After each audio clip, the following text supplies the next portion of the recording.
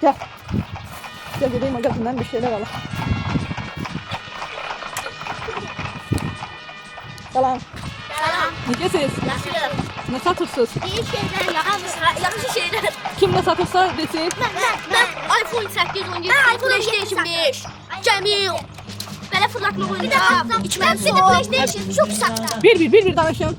Mən iPhone 7, 18, qulaqçı, Cəmi, belə fırlatma oyuncaq, PlayStation 5, içməli su.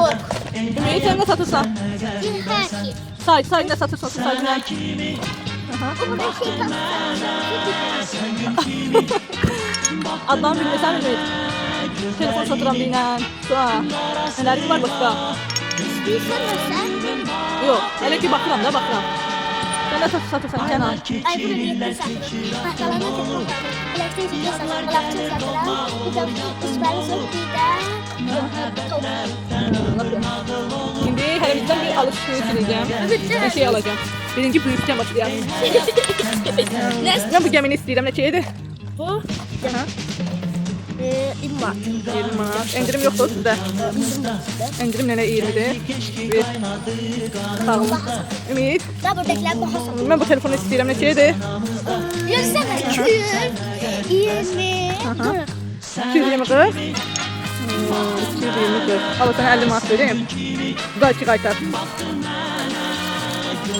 Qaytar mısın? Satan yoktu. Ha, evi yoktu kalsın. Ha, sen al. 50 liraya ver. Sen ne satırsan Kenan? 50 liraya. Birim bana da. Ne istiyorsun? iPhone 7. Ben çok var. Garantisi var. O da her şey. Garantisi var, garantisi bunun. Yani harap olsa yani qaytarabileceği. Ne şeydi? 50 bana. Gelelim ha. Nerede? Bu ikisini çabuk ver. Bak bu telefonu ver da. Kimin ver bu telefonu? Buraya çabuk ver. Ben 50 lira 50 lira. Yüzün üstünde de 200 lira. Sen gül kimi baktığına gözlerini karasıyla Sen de Ne satırsan Ümit?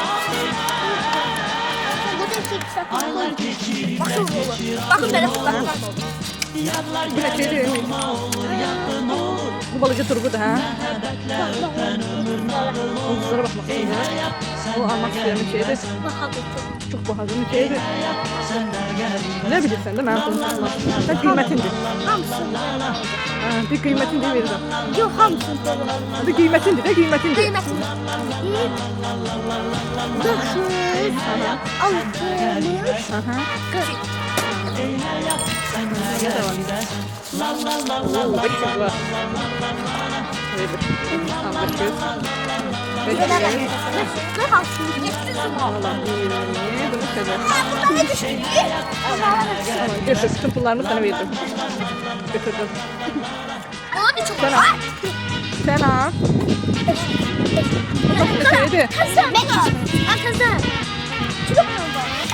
Size kilo kadar. 500 Ben geleceğim. 500 kilo da var. Benim mesela. O 500 Geleceğim. 500. Kaç martı?